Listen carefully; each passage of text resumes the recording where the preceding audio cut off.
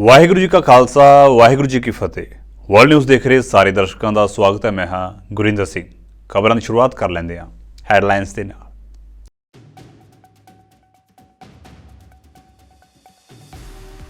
ਰੂਸ ਅਤੇ ਯੂਕਰੇਨ ਦੇ ਵਿਚਾਲੇ ਜੰਗ ਨੂੰ 2 ਸਾਲ ਦਾ ਸਮਾਂ ਹੋਇਆ ਪੂਰਾ। ਇਨ੍ਹਾਂ 2 ਸਾਲਾਂ ਦੇ ਵਿੱਚ 40 ਲੱਖ ਤੋਂ ਵੱਧ ਲੋਕ ਹੋ ਚੁੱਕੇ ਨੇ ਬੇਘਰ।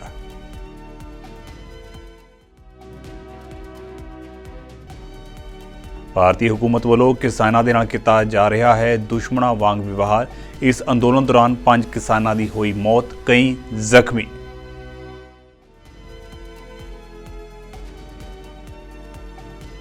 ਦੱਖਣੀ ਅਤੇ ਮੱਧ ਗਾਜ਼ਾ ਦੇ ਵਿੱਚ ਰਾਤ ਭਰ ਇਜ਼ਰਾਈਲ ਦੇ ਵੱਲੋਂ ਕੀਤੇ ਗਏ ਹਮਲਿਆਂ ਵਿੱਚ ਘੱਟੋ-ਘੱਟ 48 ਲੋਕਾਂ ਦੀ ਹੋਈ ਮੌਤ। ਮਰਨ ਵਾਲਿਆਂ ਵਿੱਚ ਜ਼ਿਆਦਾਤਰ ਔਰਤਾਂ ਅਤੇ ਬੱਚੇ ਸ਼ਾਮਲ।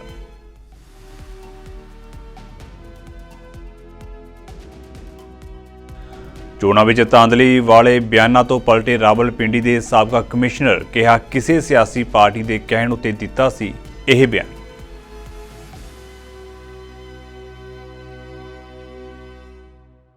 ਤੇ ਹੁਣ ਖਬਰਾਂ ਵਿਸਥਾਰ ਦੇ ਨਾਲ। 24 ਫਰਵਰੀ 2022 ਨੂੰ ਜਦੋਂ ਰੂਸ ਨੇ ਯੂਕਰੇਨ ਉੱਤੇ ਹਮਲਾ ਕੀਤਾ ਸੀ ਤਾਂ ਦੁਨੀਆ ਦੇ ਜ਼ਿਆਦਾਤਰ ਮਾਹਿਰਾਂ ਨੇ ਭਵਿੱਖਬਾਣੀ ਕੀਤੀ ਸੀ ਕਿ ਰੂਸ ਫੌਜ ਨੂੰ ਰਾਜਧਾਨੀ ਕੀਵ ਉੱਤੇ ਕਬਜ਼ਾ ਕਰਨ ਦੇ ਵਿੱਚ ਵੱਧ ਤੋਂ ਵੱਧ 3 ਦਿਨ ਲੱਗਣਗੇ। ਪਰ ਅੱਜ ਯੂਕਰੇਨ ਦੀ ਜੰਗ ਨੂੰ ਸ਼ੁਰੂ ਹੋਇਆਂ 2 ਸਾਲ ਪੂਰੇ ਹੋ ਚੁੱਕੇ ਨੇ ਤੇ ਕੱਲ੍ਹ ਤੋਂ ਇਹ ਯੁੱਧ ਤੀਜੇ ਸਾਲ ਦੇ ਵਿੱਚ ਦਾਖਲ ਹੋਵੇਗਾ। UN ਦੀ ਇੱਕ ਰਿਪੋਰਟ ਮੁਤਾਬਕ ਇਸ ਜੰਗ ਦੇ ਕਾਰਨ ਹੁਣ ਤੱਕ 40 ਲੱਖ ਤੋਂ ਵੱਧ ਲੋਕ ਬੇਘਰ ਹੋ ਚੁੱਕੇ ਨੇ ਅਤੇ ਤਕਰੀਬਨ 60 ਲੱਖ ਲੋਕ ਦੇਸ਼ ਛੱਡ ਕੇ ਜਾ ਚੁੱਕੇ ਨੇ। ਦੇਸ਼ ਦੇ ਵਿੱਚ ਸੰਯੁਕਤ ਰਾਸ਼ਟਰ ਦੀ ਰੈਜ਼ੀਡੈਂਟ ਕੋਆਰਡੀਨੇਟਰ ਡੇਨਿਸ ਬਰਾਊਨ ਨੇ ਜੰਗ ਦੀ ਦੂਜੀ ਵਰ੍ਹੇਗੰਢ ਉੱਤੇ ਸੰਯੁਕਤ ਰਾਸ਼ਟਰ ਨਿਊਜ਼ ਦੇ ਨਾਲ ਇੱਕ ਵਿਸ਼ੇਸ਼ ਇੰਟਰਵਿਊ ਦੇ ਵਿੱਚ ਕਿਹਾ ਹੈ ਕਿ ਸੰਯੁਕਤ ਰਾਸ਼ਟਰ ਉੱਥੇ ਖਤਰੇ ਦੇ ਬਾਵਜੂਦ ਆਮ ਲੋਕਾਂ ਤੱਕ ਮਨੁੱਖਤਾਵਾਦੀ ਸਹਾਇਤਾ ਪਹੁੰਚਾਉਣ ਦਾ ਕੰਮ ਜਾਰੀ ਰੱਖੇਗਾ। ਉਨ੍ਹਾਂ ਦੱਸਿਆ ਹੈ ਕਿ ਇਸ ਸਮੇਂ ਯੂਕਰੇਨ ਦੇ ਵਿੱਚ ਸੰਯੁਕਤ ਰਾਸ਼ਟਰ ਦੇ 3000 ਤੋਂ ਵੱਧ ਮੁਲਾਜ਼ਮ ਰਾਹਤ ਕਾਰਜਾਂ ਵਿੱਚ ਲੱਗੇ ਹੋਏ ਨੇ ਜੋ ਰੋਜ਼ਾਨਾ ਮਿਜ਼ਾਈਲੀ ਹਮਲਿਆਂ ਤੋਂ ਬਚਦੇ ਹੋਏ ਲੋੜਵੰਦਾਂ ਤੱਕ ਰਾਹਤ ਸਮੱਗਰੀ ਪਹੁੰਚਾਉਣ ਦਾ ਕੰਮ ਕਰਦੇ ਨੇ। And I count myself as one of the people who immediately react because we are living here with the Ukrainians during this war, and there's an immediate reaction of fear. The fear of hearing the air siren go off, not knowing what's coming at you, hearing the explosions, and is it the Patriot system shooting down the missiles or the drones, or are those missile drones getting through? So there's always some moments of uncertainty of exactly what's happening. So I think for all of us here, there's an immediate fear reaction, which I think is completely normal in this context.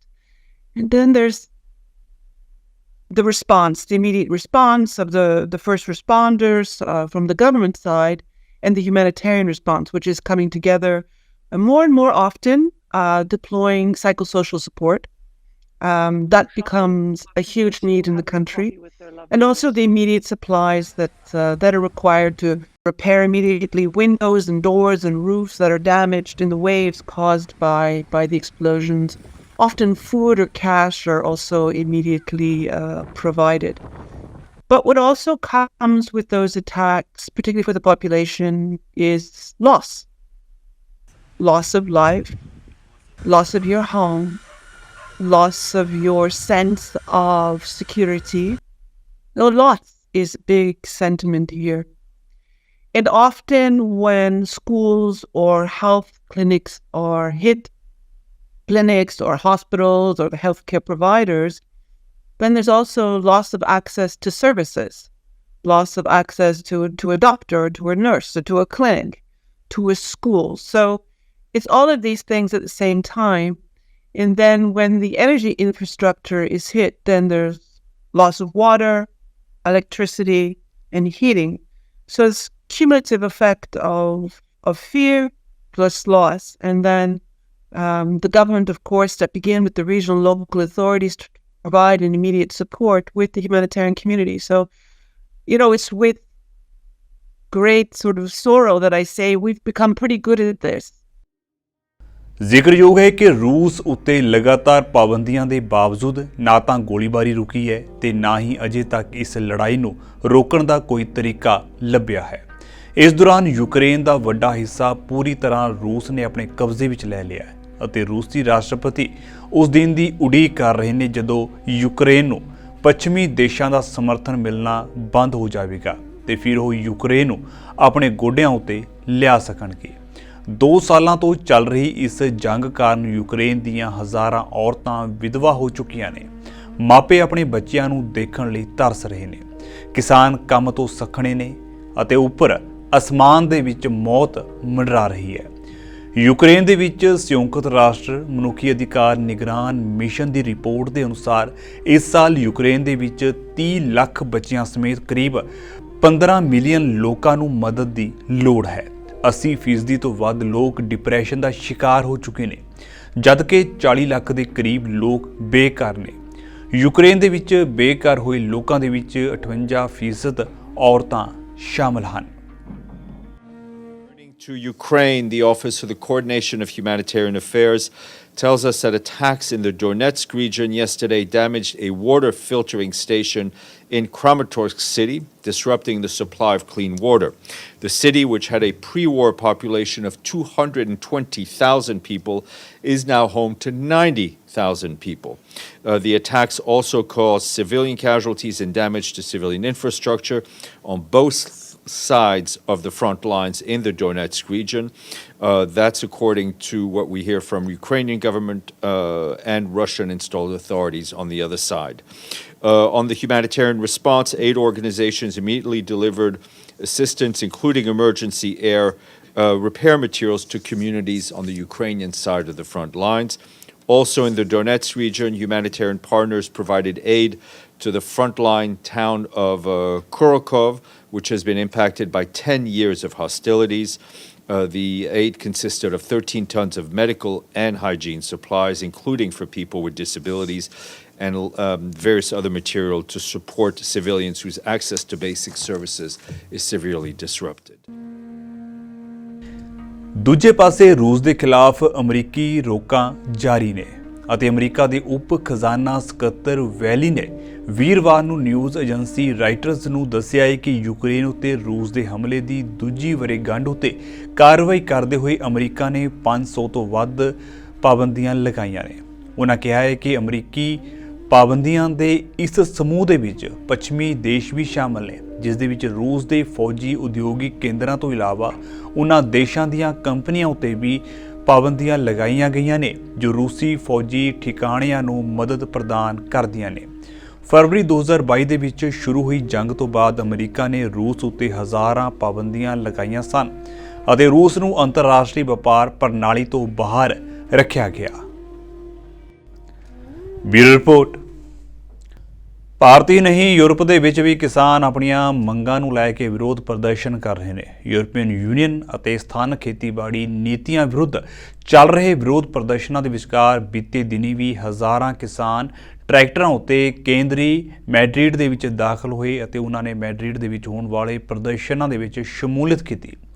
ਤੁਹਾਨੂੰ ਦੱਸ ਦਈਏ ਕਿ Europe ਦੇ 27 ਦੇਸ਼ਾਂ ਦੇ ਵਿੱਚ ਇਸ ਸਮੇਂ ਕਿਸਾਨ ਪ੍ਰਦਰਸ਼ਨ ਕਰ ਰਹੇ ਨੇ, ਪਰ ਕਿਸੇ ਵੀ ਦੇਸ਼ ਦੇ ਵਿੱਚ ਕਿਸਾਨਾਂ ਉੱਤੇ ਸਰਕਾਰ ਦੇ ਵੱਲੋਂ ਫਾਇਰਿੰਗ ਨਹੀਂ ਕੀਤੀ ਗਈ ਅਤੇ ਨਾ ਹੀ ਕਿਸੇ ਦੇਸ਼ ਦੀ ਸਰਕਾਰ ਨੇ ਕਿਸਾਨਾਂ ਨੂੰ ਰੋਕਣ ਦੇ ਲਈ ਰਸਤੇ ਬਲੌਕ ਕੀਤੇ। ਪਰ ਇਹ ਸਭ ਕੁਝ ਹੋਇਆ ਹੈ ਭਾਰਤ ਵਿੱਚ। ਆਪਣੇ ਆਪ ਨੂੰ ਦੁਨੀਆ ਦਾ ਸਭ ਤੋਂ ਵੱਡਾ ਲੋਕਤੰਤਰ ਅਖਵਾਉਣ ਵਾਲਾ ਦੇਸ਼ ਅੱਜ ਆਪਣੇ ਹੀ ਦੇਸ਼ ਦੇ ਕਿਸਾਨਾਂ ਦਾ ਦੁਸ਼ਮਣ ਬਣੀ ਬੈਠਿਆ ਹੈ, ਜਿੱਥੇ ਇੱਕ ਪਾਸੇ ਕਿਸਾਨਾਂ ਉੱਤੇ ਅਥਰੂ ਗੈਸ ਅਤੇ ਹੋਰ ਕਈ ਤਰ੍ਹਾਂ ਦੇ ਖਤਰਨਾਕ ਹਥਿਆਰਾਂ ਦੇ ਨਾਲ ਕਿਸਾਨਾਂ ਉੱਤੇ ਹਮਲੇ ਕੀਤੇ ਜਾ ਰਹੇ ਨੇ, ਤਾਂ ਉੱਥੇ ਹੀ ਕਿਸਾਨਾਂ ਦੀ ਆਵਾਜ਼ ਨੂੰ ਦਬਾਉਣ ਦੇ ਲਈ ਸੋਸ਼ਲ ਮੀਡੀਆ ਪਲੇਟਫਾਰਮਾਂ ਨੂੰ ਵੀ ਨੋਟਿਸ ਕੱਢ ਕੇ ਕਿਸਾਨੀ ਸੰਘਰਸ਼ ਦੇ ਨਾਲ ਜੁੜੇ ਖਾਤੇ ਵੀ ਬੰਦ ਕਰਵਾਏ ਜਾ ਰਹੇ ਨੇ। ਕਿਸਾਨਾਂ ਦੇ ਨਾਲ ਜਿਵੇਂ ਦਾ ਵਿਵਹਾਰ ਭਾਰਤ ਸਰਕਾਰ ਵੱਲੋਂ ਕੀਤਾ ਜਾ ਰਿਹਾ, ਉਸ ਨੂੰ ਵੇਖ ਕੇ ਇਸ ਤਰ੍ਹਾਂ ਲੱਗਦਾ ਹੈ ਕਿ ਜਿਵੇਂ ਇਹ ਕਿਸਾਨ ਭਾਰਤ ਦੇ ਨਾਗਰਿਕ ਨਾ ਹੋ ਕੇ ਕਿਸੇ ਦੁਸ਼ਮਣ ਦੇਸ਼ ਦੇ ਨਾਗਰਿਕ ਹੋਣ। 21 ਫਰਵਰੀ ਨੂੰ ਸ਼ੰਭੂ ਬਾਰਡਰ ਉੱਤੇ ਜੋ ਕੁਝ ਹੋਇਆ ਉਸ ਬਾਰੇ ਸਾਡੇ ਵੱਲੋਂ ਚਸ਼ਮਦੀਦ ਕਿਸਾਨਾਂ ਦੇ ਨਾਲ ਖਾਸ ਗੱਲਬਾਤ ਕੀਤੀ ਗਈ ਹੈ। ਜਿਵੇਂ ਕਿ ਸਾਰਿਆਂ ਨੂੰ ਪਤਾ ਹੀ ਆ ਕਿ ਸ਼ੰਭੂ ਬਾਰਡਰ ਦੇ ਉੱਪਰ ਲਗਾਤਾਰ ਕਿਸਾਨ 13 ਫਰਵਰੀ ਤੋਂ ਮੋਰਚੇ ਤੇ ਬੈਠੇ ਹੋਏ ਨੇ ਤੇ ਭਾਵੇਂ ਕਿ ਹਰਿਆਣਾ ਸਰਕਾਰ ਵੱਲੋਂ ਲਗਾਤਾਰ ਹਮਲੇ ਕੀਤੇ ਜਾ ਰਹੇ ਨੇ, ਪਰ ਗੁਰੂ ਕੇ ਲੰਗਰ ਅਟੁੱਟ ਵਰਤ ਰਹੇ ਨੇ। ਤੇ ਸਾਡੇ ਨਾਲ ਇਸ ਵਕਤ ਸਰਦਾਰ ਮੇਰ ਸਿੰਘ ਥੇੜੀ ਕਿਸਾਨ ਆਗੂ ਸਿੱਧੂਪੁਰ ਮੌਜੂਦ ਨੇ। ਅਸੀਂ ਉਹਨਾਂ ਕੋਲੋਂ ਜਾਣਾਂਗੇ ਕਿ ਕੀ ਕੁਝ ਸਾਰਾ ਹੋਇਆ ਹੈ ਤੇ ਕਿਸ ਤਰ੍ਹਾਂ ਦਾ ਸਿਸਟਮ ਚੱਲ ਰਿਹਾ ਹੈ, ਕਿਸਾਨ ਕੀ ਕਰ ਰਹੇ ਨੇ ਤੇ ਸਰਕਾਰਾਂ ਕੀ ਕਰ ਰਹੀਆਂ ਨੇ, ਹਰਿਆਣਾ ਸਰਕਾਰ ਕੀ ਕਰ ਰਹੀ ਹੈ, ਪੰਜਾਬ ਸਰਕਾਰ ਕੀ ਕਰ ਰਹੀ ਹੈ। ਸੋ ਆਓ ਗੱਲ ਕਰਦੇ ਹਾਂ ਥੇੜੀ ਸਾਹਿਬ ਨਾਲ। ਜੀ ਆਇਆਂ ਨੂੰ, ਸਤਿ ਸ਼੍ਰੀ ਅਕਾਲ ਥੇੜੀ ਸਾਹਿਬ। ਲਗਾਤਾਰ ਜੋ ਕੁਝ ਹੋ ਰਿਹਾ ਆ ਉਹਦੇ ਬਾਰੇ ਦੱਸੋ, ਕੀ ਹੋ ਰਿਹਾ, ਕਿਉਂ ਇਹ ਇਸ ਤਰ੍ਹਾਂ ਦਾ ਮੌਕਾ ਹੋਇਆ ਪਿਆ? ਸਤਿ ਸ਼੍ਰੀ ਅਕਾਲ ਜੀ। ਮੌਕਾ ਤਾਂ ਦੇਖੋ, ਅੱਜ ਤੋਂ 2 ਸਾਲ ਪਹਿਲਾਂ ਜਦੋਂ ਦਿੱਲੀ ਮੋਰਚਾ ਲੱਗਿਆ, ਇਸ ਨਰਿੰਦਰ ਮੋਦੀ ਨੇ ਜੋ ਮੰਗਾਂ ਮੰਨੀਆਂ ਸੀ, ਆਪਣੇ ਨਾਲ ਵਾਅਦਾ ਕੀਤਾ ਸੀ, ਉਹ ਮੰਗਾਂ ਮਨਾਉਣ ਵਾਸਤੇ ਹੀ ਆਪਾਂ ਇਹਨਾਂ ਨੂੰ 2 ਸਾਲ ਤੋਂ ਮੰਗ ਪੱਤਰ ਦੇ ਲਏ, ਛੋਟੇ ਮੋਟੇ ਧਰਨੇ ਲਾ ਲਏ, ਇਹਨਾਂ ਕੋਲ ਗਏ ਵੀ ਜਿਹੜੀਆਂ ਮੰਨੀਆਂ ਮੰਗਾਂ ਲਾਗੂ ਕਰ ਦਿਓ। ਜਦੋਂ ਲਾਗੂ ਨਹੀਂ ਕੀਤੀਆਂ, ਆਪਣੀ ਮਜਬੂਰੀ ਆ ਇੱਥੇ ਆਉਣਾ, ਆਪਾਂ ਇਹਨਾਂ ਨੂੰ ਯਾਦ ਕਰਾਉਣ ਆਏ ਹੈ ਵੀ ਕਿਸਾਨੀ ਦੀਆਂ ਮੰਗਾਂ ਨੂੰ ਲਾਗੂ ਕਰੋ। ਪਰ ਬੜੀ ਹੈਰਾਨਗਿਰੀ ਦੀ ਗੱਲ ਹੈ ਵੀ ਮੰਗਾਂ ਮੰਨਣ ਦੀ ਬਜਾਏ ਪੰਜਾਬ ਦੇ ਏਰੀਏ ਦੇ ਵਿੱਚ ਆ ਕੇ ਐਡੇ ਵੱਡੇ ਵੱਡੇ ਬੈਰੀਕੇਡ ਲਾਏ ਜਾਣ। ਮੈਂ ਇਹ ਪੁੱਛਣਾ ਚਾਹੁੰਦਾ ਪੰਜਾਬ ਦੀ ਸਰਕਾਰ ਔਰ ਹਰਿਆਣੇ ਦੀ ਸਰਕਾਰ ਨੂੰ, ਇਹਨਾਂ ਦਾ ਇੱਕ ਮੰਤਰੀ ਹੈ ਅਨਿਲ ਵਿਜ, ਉਹਨੇ ਉਦੋਂ ਬਿਆਨ ਦਿੱਤਾ ਜਦੋਂ ਡੀਸੀ ਨੇ ਕਿਹਾ ਪਟਿਆਲੇ ਨੇ ਕਿ ਸਾਡੇ ਏਰੀਏ ਗੋਲੇ ਨਾ ਗੇਰੋ, ਉਹਦਾ ਜਵਾਬ ਆਇਆ ਕਿ ਕੋਈ ਪਾਕਿਸਤਾਨ ਨਹੀਂ ਹੈਗਾ ਵੀ ਗੋਲਾ ਅੱਗੇ ਚਲੇ ਗਿਆ, ਕੀ ਹੋ ਗਿਆ। ਮੈਂ ਉਹਨੂੰ ਪੁੱਛਣਾ ਚਾਹੁੰਦਾ ਉਸ ਮੰਤਰੀ ਨੂੰ ਬਈ ਅੱਗੇ ਹਰਿਆਣਾ, ਅੱਗੇ ਪਾਕਿਸਤਾਨ ਹੈ ਕਿ ਚੀਨ ਹੈ ਜਿਹੜਾ ਸਾਨੂੰ ਰੋਕਿਆ ਗਿਆ?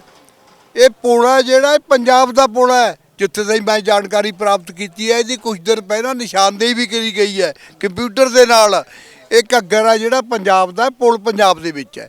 ਫਿਰ ਪੰਜਾਬ ਦੇ ਏਰੀਏ ਦੇ ਵਿੱਚ ਬੈਰੀਕੇਡ ਲਾ ਕੇ ਤੇ ਡਰੋਨ ਦੇ ਜ਼ਰੀਏ ਪੰਜਾਬ ਦੇ ਵਿੱਚੇ ਸਾਡੇ ਤੇ ਗੋਲੇ ਸਿੱਟੇ ਜਾਂਦੇ ਆ। ਥੇੜੀ ਸਾਹਿਬ, ਤੁਸੀਂ ਕਿਹਾ ਕਿ ਡਰੋਨ ਦੇ ਰਾਹੀਂ ਪੰਜਾਬ ਦੇ ਵਿੱਚ ਗੋਲੇ ਸੁੱਟੇ ਜਾਂਦੇ ਆ, ਤਾਂ ਜਿਹੜੀ ਪੰਜਾਬ ਪੁਲਿਸ ਇੱਥੇ ਖੜੀ ਆ ਉਹ ਕੀ ਕਰਦੀ ਆ? ਕਿ ਉਹ ਤੁਹਾਡੇ, ਕਿਉਂਕਿ ਲੰਗਰ ਵੀ ਛਕਦੇ ਨੇ, ਤੇ ਕੀ ਉਹ ਤੁਹਾਡੇ ਨਾਲ ਨਹੀਂ ਖੜਦੇ?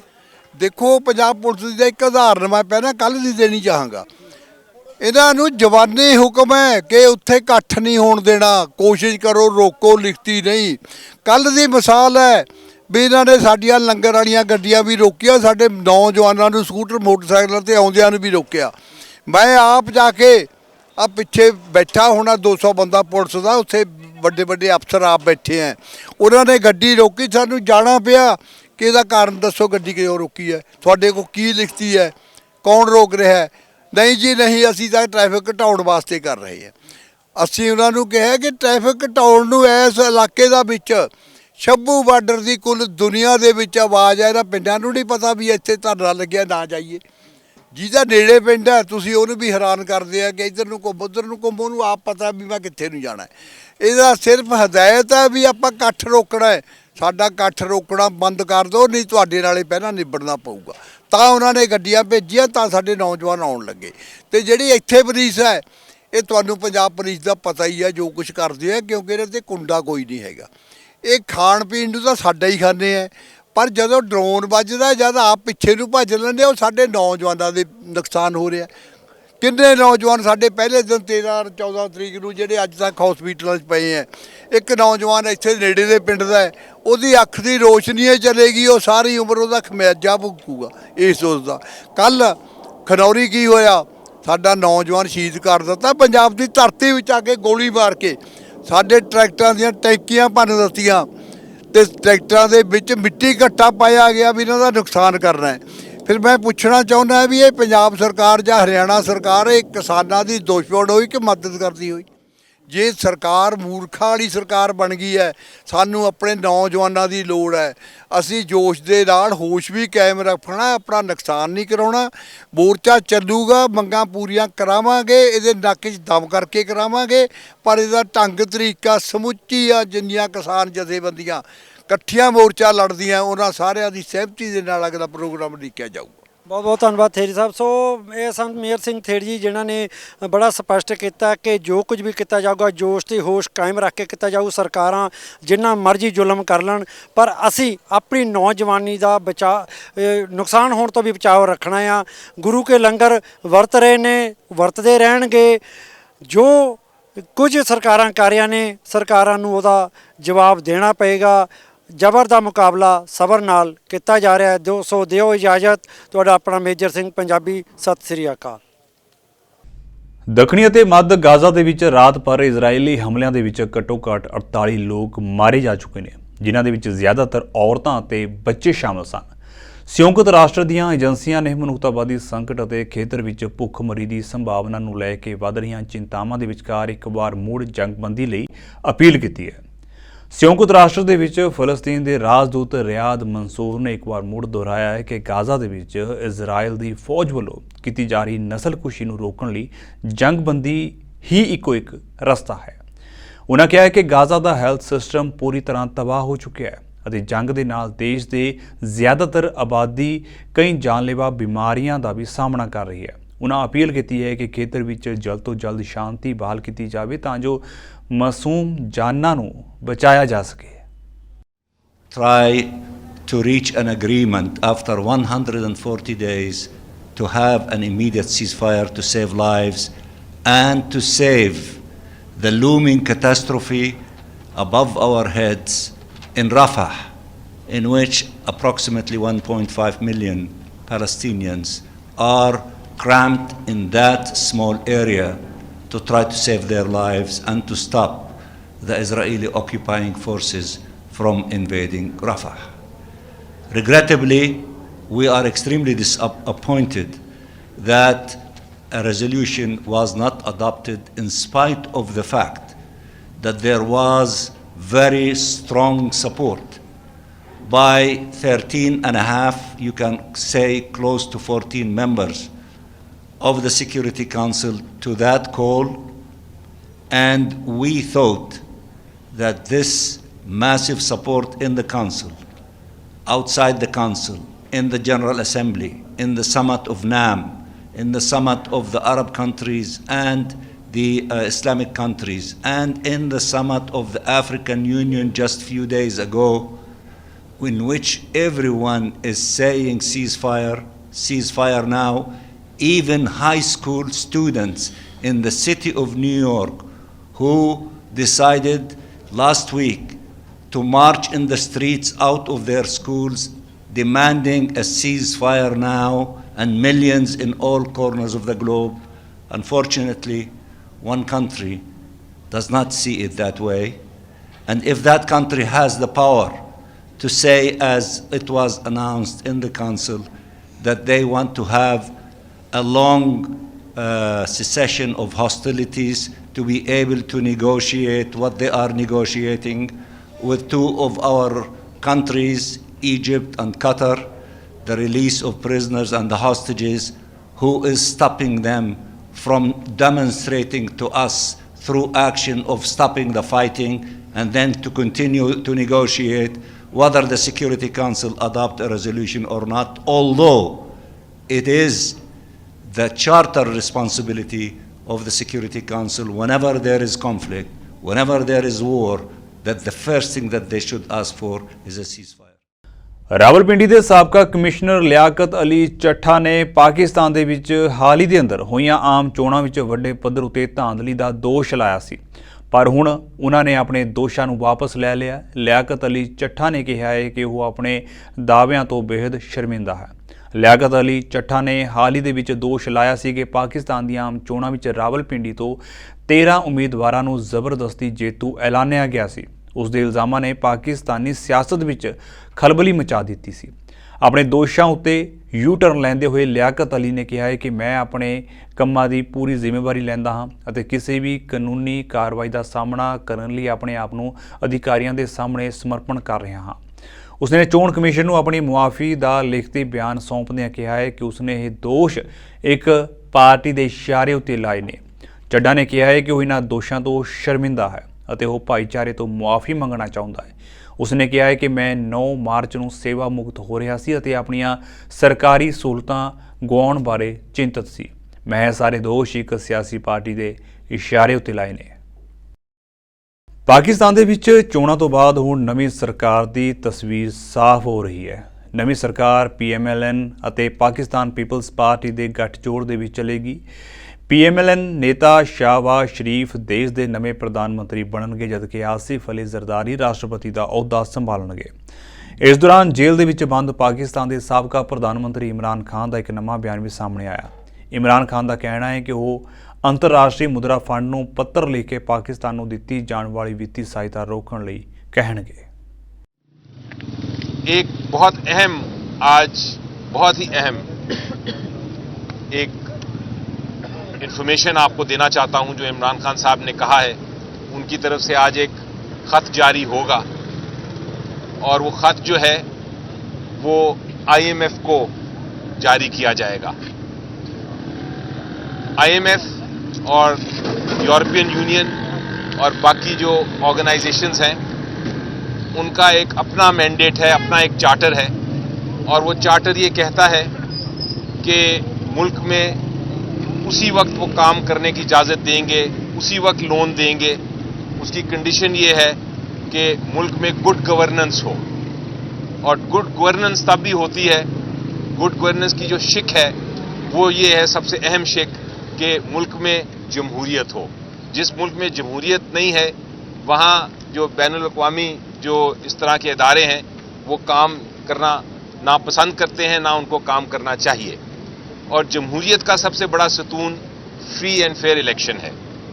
लेकिन पूरी दुनिया ने देखा, पूरी दुनिया ने विटनेस किया कि जो लोगों का मैंडेट था, जो लोगों का वोट था, वो रात के अंधेरे में चोरी हुआ।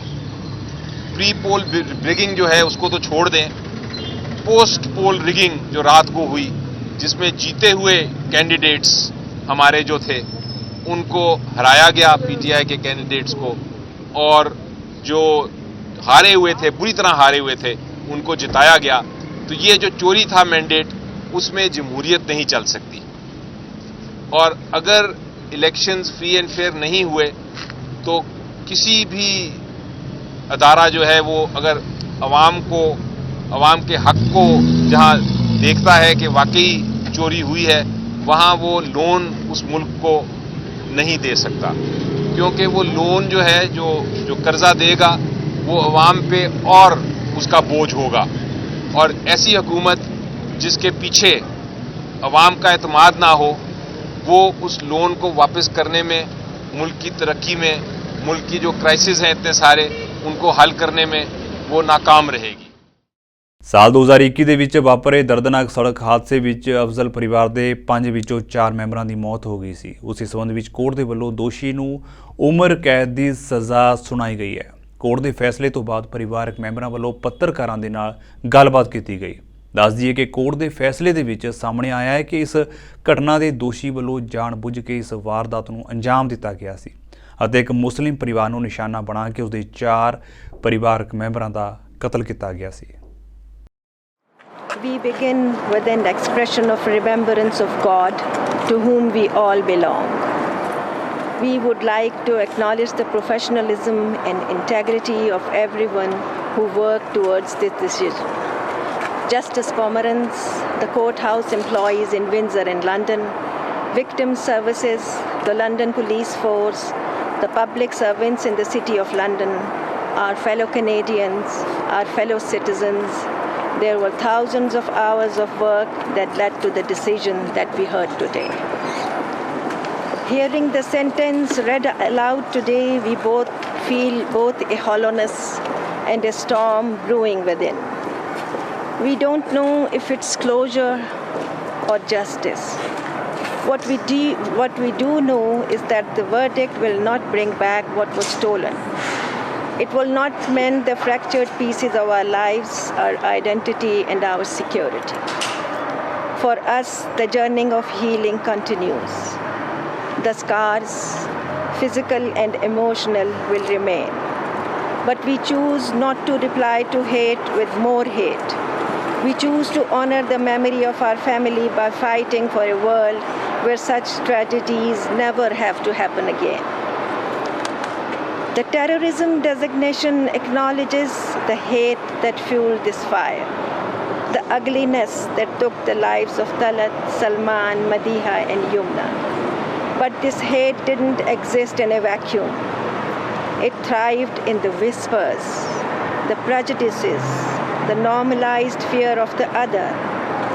All of these played their part in the tragedy that unfolded. that hate hidden in plain sight was normalized by the unchallenged belief that a racial hierarchy exists in Canada. This trial wasn't just about one act. It was a stark reminder of the fault lines that run deep within our society. ਸੋ ਫਿਲਹਾਲ ਦੇ ਲਈ world news ਦੇ ਵਿੱਚ ਇੰਨਾ ਹੀ। ਤੁਹਾਨੂੰ ਮੈਨੂੰ ਇਜਾਜ਼ਤ ਦਿਓ। ਵਾਹਿਗੁਰੂ ਜੀ ਕਾ ਖਾਲਸਾ, ਵਾਹਿਗੁਰੂ ਜੀ ਕੀ ਫਤਿਹ।